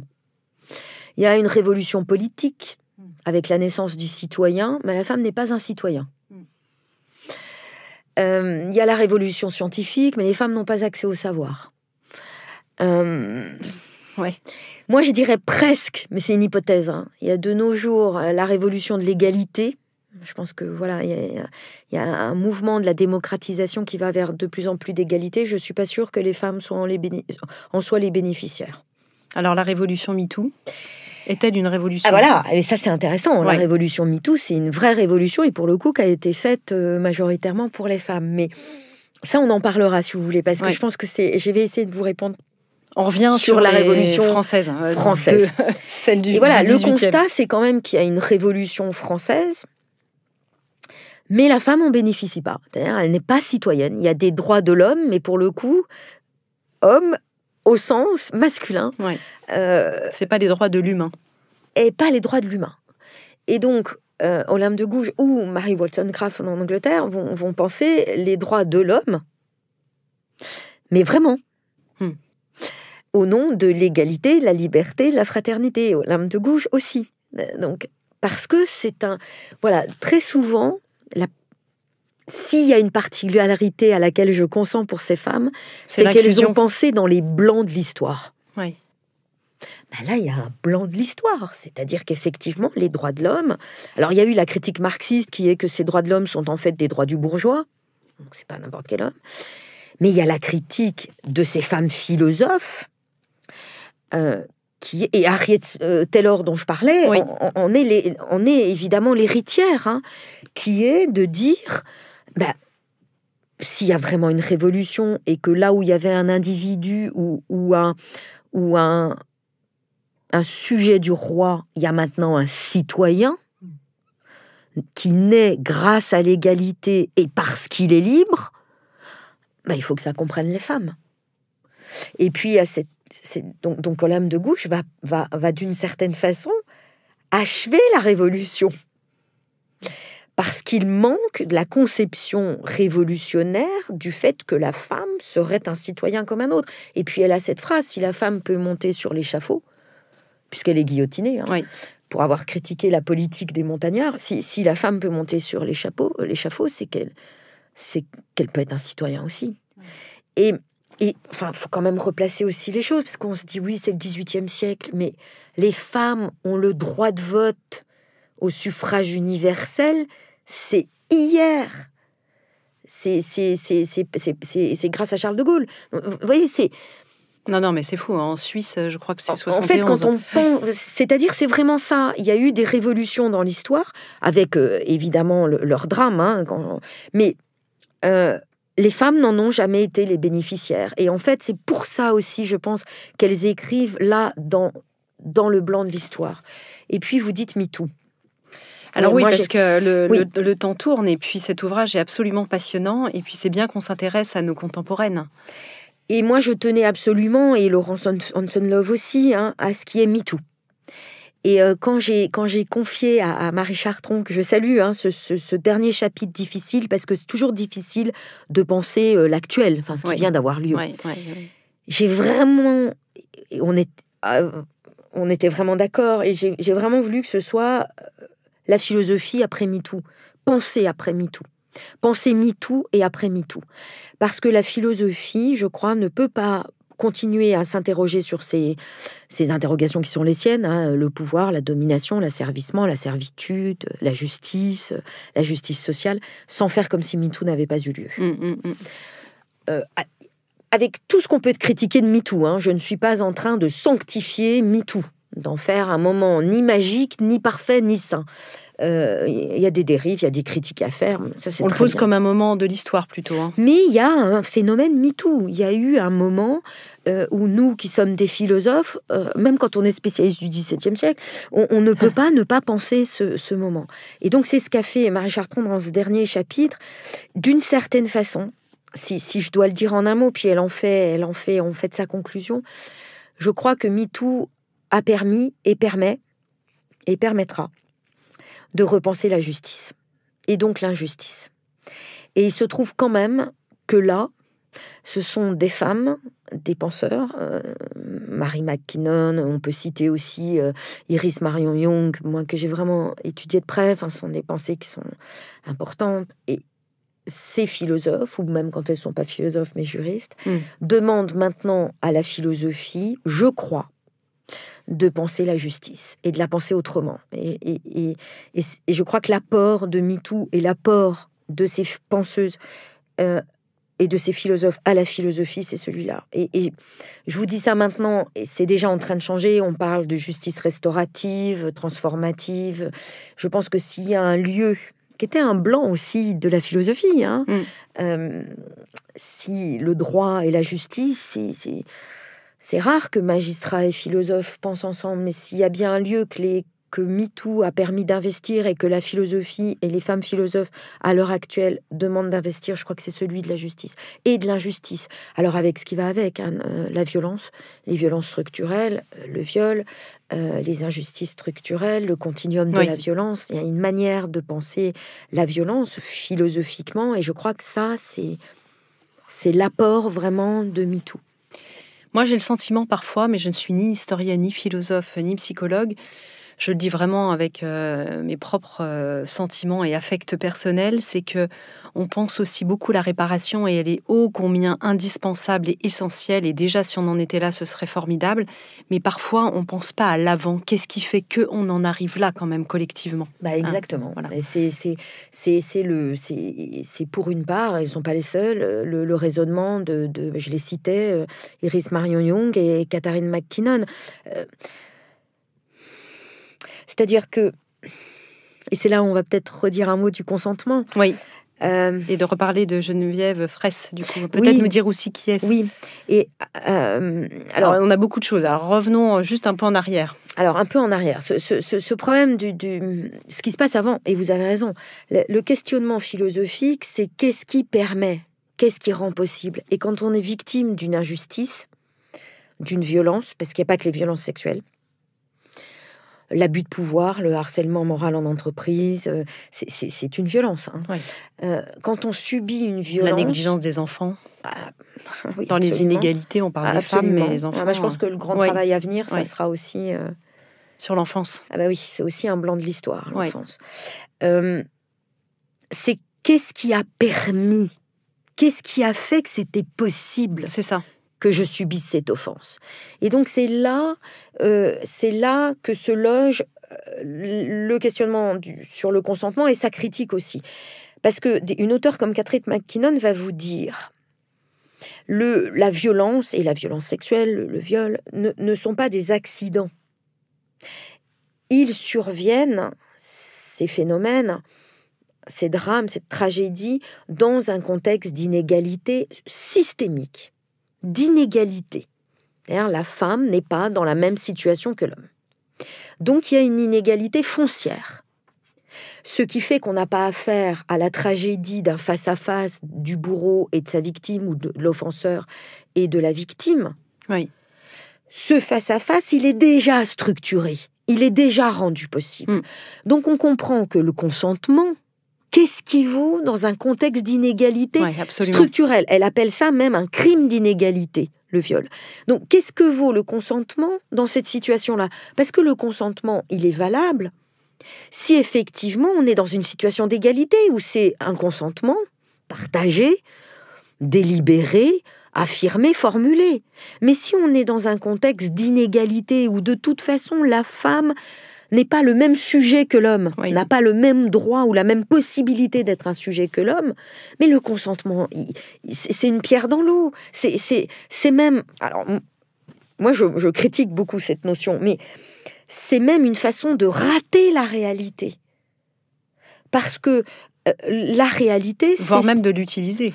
Et de l'utiliser, parce que la réalité, c'est une situation d'inégalité. Donc, vous voyez, ce questionnement, c'est exactement ce que vous disiez, il permet de repenser la justice, c'est-à-dire, qu'est-ce qui fait, pour tout crime, mais pour les crimes sexuels aussi, ou le fait que les femmes sont davantage victimes de harcèlement, d'abus de pouvoir, qu'est-ce qui fait que le bourreau, l'offenseur a pu m'offenser et me retirer la vie que j'allais mener. Qu'est-ce qui l'a permis ? Vous voyez, moi, je vais même plus loin. On revient sur la banalité du mal quand on entend ça, d'ailleurs. Hein. Moi, ça me fait écho avec alors, ça. Voilà. Oui. En fait, je pense que ces femmes philosophes, mais même, vous voyez, c'est pour ça que j'ai tiré des fils aussi, même depuis le XVIIe siècle, le XIXe, le XVIIIe et maintenant, je pense qu'elles permettent de penser le mal. Et c'est pas accidentel qu'elle pense le mal. Elle pense l'injustice et elle pense le mal. Et je crois même, alors là, ça c'est moi qui parle, mais ces philosophes ou non-philosophes, ces femmes m'ont aidé à le penser. Et ce chapitre qu'a écrit Marie Chartrand m'a aidé à le penser. Je me demande s'il n'y a pas une injustice résiduelle ou absolue. C'est-à-dire, il restera de l'injustice parce qu'on est encore en contexte d'inégalité. Et que, en fait, ce qu'a quand même permis MeToo, en dehors des tribunaux, c'est ça aussi le phénomène. C'est que, et c'est ce que dit Geneviève Fraisse, c'est que comme ces femmes étaient plusieurs, elles ont été entendues. Et que ça autorise moins le fait qu'on dise « Oui, enfin bon, c'est toi qui le dis ». Vous voyez, qu'on autorise moins... Alors, on le dit d'un terme anglais, silencing, la silenciation. C'est-à-dire le fait qu'on met sous silence ce qu'on dit les femmes. Ou alors on euphémise. Ou alors on psychologise. Ou alors on met en doute. Oui. MeToo, quand même, d'abord parce que ça a été un phénomène public au sens où ça a rendu public. Ça a été un événement de philosophie politique. Et je crois qu'effectivement, ça permet, mais vous l'avez dit, c'est vous qui l'avez dit, de repenser le mal, parce qu'il y a du mal. On a du mal à notre époque, justement, à nommer.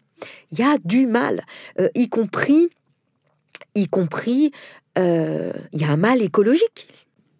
Oui, alors j'allais y venir parce qu'effectivement, quand même, toutes les penseuses autour du Caire, parce que vous en parlez dans le livre, vont dans le sens de pouvoir essayer de résoudre ces injustices à travers ce travail du Caire autour des inégalités quand même. Du prendre soin au niveau du collectif, évidemment de l'individu, mais pour que ça serve le collectif. En fait, il y a l'idée d'un changement de paradigme. Oui. Dans les domaines... Et qui peut inclure l'écoféminisme. Voilà, dans les domaines essentiels. Un changement de paradigme parce que d'une certaine façon, on est arrivé au bout de nos modèles et on voit qu'ils sont pour une large part mauvais, mais au sens très fort ils ont produit le mal. Pour l'écologie, alors j'ajoute la cause animale, dans le savoir, dans les sciences, même la médecine, le traitement des corps, même la médecine. Le care, ça va jusque-là, bien sûr. Ouais. Et donc, il y a l'idée qu'on pourrait changer de paradigme et que ce changement de paradigme, d'une certaine façon, il devrait aller chercher davantage vers le féminin. Avec, par exemple, deux idées. Avec l'idée que pour penser l'inégalité, les femmes ont occupé le premier plan, elles ont pensé l'inégalité, donc elles remettent en cause ces paradigmes, soi-disant, on a cité Olympe de Gouges quand même, on remonte dans l'histoire, mais c'est pour montrer que c'est pas des événements uniquement qui se passent dans les campus américains ou au XXe siècle. Et elle a effectivement pensé l'inégalité fondamentale contenue dans la Révolution citoyenne. Oui. Simone Veil aussi, d'ailleurs. Simone Veil aussi, absolument. Simone Veil, elle a même pensé l'inégalité, enfin, elle a quand même travaillé en entreprise. Oui. Elle a adopté la condition ouvrière. La condition ouvrière. Donc, vous voyez, et l'injustice, là je reprends un terme de Marx, le tort absolu fait à la classe ouvrière. Donc elle l'a vécu. Et puis elle l'a vécu aussi parce qu'elle a été résistante. Elle est allée rejoindre De Gaulle, enfin la France libre à Londres. Donc vous voyez, quand je vous disais la philosophie, c'est une pratique. Oui. On l'a à travers presque tous ces exemples. C'est incarné en fait. C'est l'idée que la philosophie, je vais la penser parce que je la vis et je la vis parce que je la pense. Les deux. Le problème, ça serait qu'on considère que ça ôte l'exigence intellectuelle et conceptuelle. Ah, mais on peut être dans une extrême exigence d'abstraction, de technique et de conceptualité et vivre la philosophie et penser la philosophie pour qu'elle soit vivante. Enfin, moi, j'ai du mal à faire la différence, en tout cas. À mon avis, c'est la vocation de la philosophie et du coup, maintenant, de penser la vie future aussi. Et donc, voilà, ce changement de la vie future, c'est ça, c'est penser demain, donc penser un changement de paradigme parce qu'il faut abandonner les paradigmes qu'on a. Et l'écoféminisme naît, je crois, de cette volonté de changement de paradigme. Comme le care. D'ailleurs, c'est pour ça que ce mot, d'ailleurs anglo-saxon, qu'on n'aime pas forcément utiliser en français, du care, mais je trouve est tellement bien choisi, parce qu'on l'a peut-être moins dans ce mot soin, qu'on comprend moins. Dans l'idée du care, il y a vraiment, vous parliez de cet amour, en fait, qui est offert pour le collectif. On en parlait à propos des mystiques, qui pensent aussi cette universalité, en fait, qui est intéressant, je trouve, dans le care. Oui, mais alors, j'y pense à l'instant par rapport à votre question. Le care, le soin, ça vient du latin curas, ça a donné la curiosité, par exemple. Aussi, oui.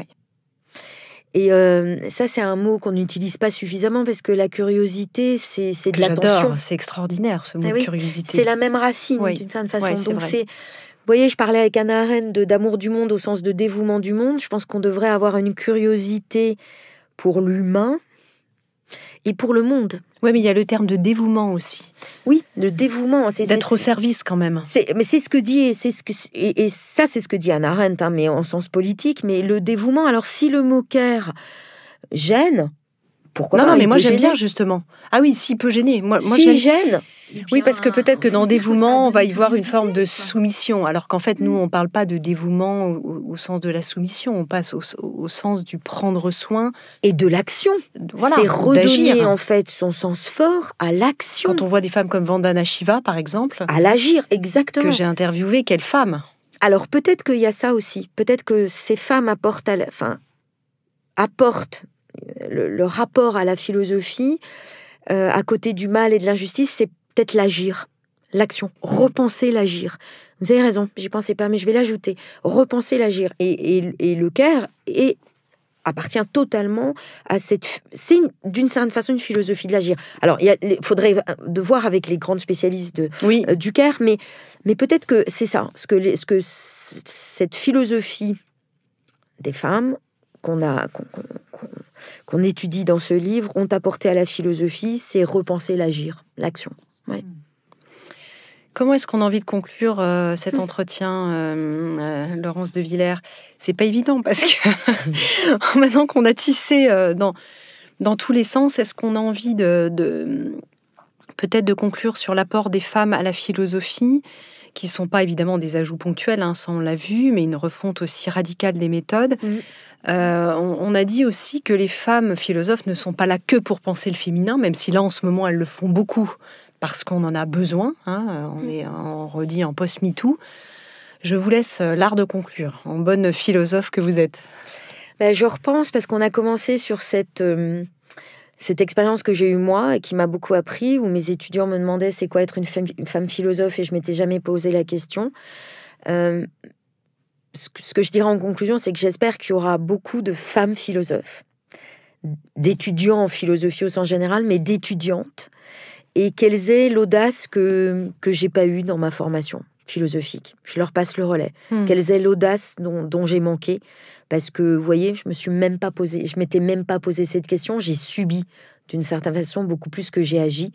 Donc, à elles de jouer, et vraiment, demain leur appartient, et j'espère qu'il y aura beaucoup d'étudiantes en philosophie qui feront ce que j'ai pas osé faire. Vous les voyez sur les bancs de philo aujourd'hui arriver plus nombreuses quand même, ces dernières années? Ça fait combien de temps que vous enseignez? Oula, j'ai commencé, à peu près, commencé en philo du droit quand j'ai eu la grecque, 22 ans. Ah, vous étiez toute jeune. Donc voilà, toute jeune, mais j'ai pas vous voyez, j'ai accepté beaucoup trop de choses. Vous êtes plus audacieuse aujourd'hui. Oui. J'ai beaucoup trop accepté de choses, et je souhaite qu'il y ait ces étudiantes, des femmes philosophes, et des philosophes au sens large, pour justement apporter du large à la philosophie. On souhaite vraiment qu'elles vous entendent. Moi, j'ai pas eu l'audace de faire philo alors que j'en avais très envie. Et je m'étais dit à l'époque, sûrement parce que j'étais une femme, en me disant c'est sûrement pas un métier d'avenir. Donc c'est vraiment l'auto-sabotage. Oui, parce que... Donc j'ai bouclé cette boucle avec vous aujourd'hui. Mais parce qu'on ne s'autorise pas. Les femmes ne s'autorisent pas. Mais voilà, la boucle est bouclée. Faites de la philosophie. Oui, j'en fais un peu avec Métamorphose d'une autre manière. En tout cas, merci infiniment, Laurence de Villers, d'être venue nous parler de philosophie, de femmes philosophes, de la place des femmes dans la philosophie, dans cet épisode de Métamorphose vraiment qui fera date, probablement le plus long dans l'histoire de Métamorphose, vous voyez. Alors, merci à vous en tout cas. En 6 saisons et plus de 1000 épisodes, c'était, je pense, l'épisode le plus long, mais j'avais envie de donner cette place-là, à la fois à la philosophie, à la fois aux femmes, et puis vous êtes absolument passionnante. J'aimerais être une de vos élèves pour vous écouter pendant des heures. En tout cas, je rappelle le titre de cet ouvrage, dont vous avez assuré la codirection avec Laurence Hansen-Leuve, Ce que la philosophie doit aux femmes, aux éditions Robert Laffont. Merci infiniment. Merci à vous. Si vous avez aimé ce podcast, n'hésitez pas à lui donner 5 étoiles sur Apple Podcast et surtout abonnez-vous pour ne manquer aucun épisode. Découvrez mes invités en avant-première sur Instagram à l'adresse Métamorphose Podcast et abonnez-vous aussi gratuitement dès maintenant à la newsletter Métamorphose pour être au courant de nos conférences, ateliers et de nos dernières actualités. Pour ça, rendez-vous sur notre nouveau site www.métamorphosepodcast.com. Métamorphose, le podcast qui éveille la conscience. Tous les lundis et jeudis dès 7h.